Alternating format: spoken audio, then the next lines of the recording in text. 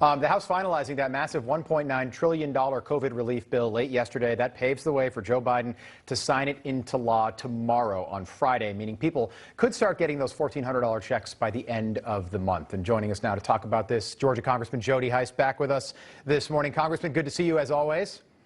Likewise, good to see you. Good morning. The bill passed the House by a 220 to 211 margin without a single Republican vote. Totally partisan, which is really unprecedented in our history with a bill of this size, scope, and magnitude. But what percentage of people, American people, do you think out there know that at the end of the month, Joe Tsarnaev, who's the Boston Marathon bomber, Bernie Madoff, Lori Loughlin's husband, Bill Cosby, Larry Nassar, and El Chapo will all be getting $1,400 checks as well? Yeah, that's pretty stunning when you start thinking of it from that perspective. The reason this was such a partisan divide is because it's a partisan bill. All this is a Pelosi payoff bill to blue states and blue cities and all sorts of just horrific partisan Democratic left-wing ideologues are going to be receiving the bulk of this. Only 9% of this $2 trillion is going to COVID relief. San Francisco alone, for example, is getting some $600 million, which would virtually eradicate the debt that they've incurred from irresponsible spending. You have endowments for the arts receiving money, Amtrak, foreign aid all over the place, keeping schools closed. I mean, this is just a horrible bill, and it's continuing down a path of bankrupting our country when we need to be opening our economy and coming up with this. And Congressman, I'm up here in very blue New York City, as Rachel just mentioned. I guess now officially, or as soon as Joe Biden puts pen to paper tomorrow, we should all be thanking you and your constituents and Georgians, because it's red states that have handled the coronavirus a lot better than states like New York and California that are going to be bailing us out, paying for our problems.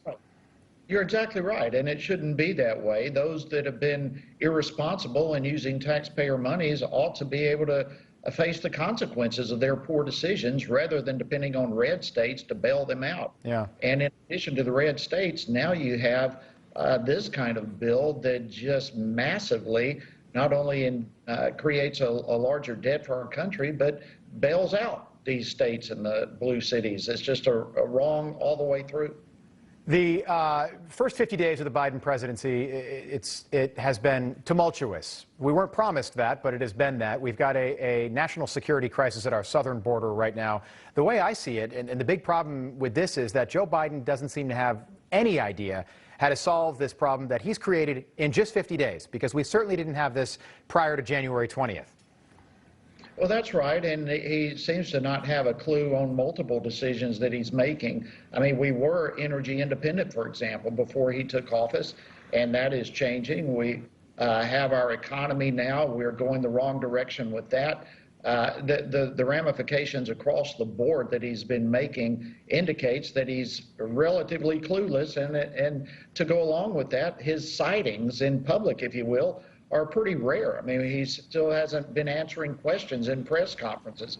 But you look at what's happening in the southern border, it is an absolute disaster. We already have more children, migrants at the border now in less than 3 months of the Biden administration than we had at the peak of the problem during the Trump administration. Trump fixed this problem for Biden, and in less than 3 months, he's created a worse problem than we've ever had. It's really, really shocking.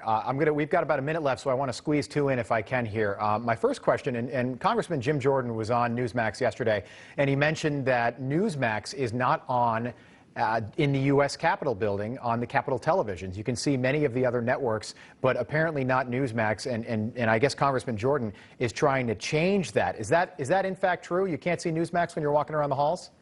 It's absolutely true, but everyone across the country is watching.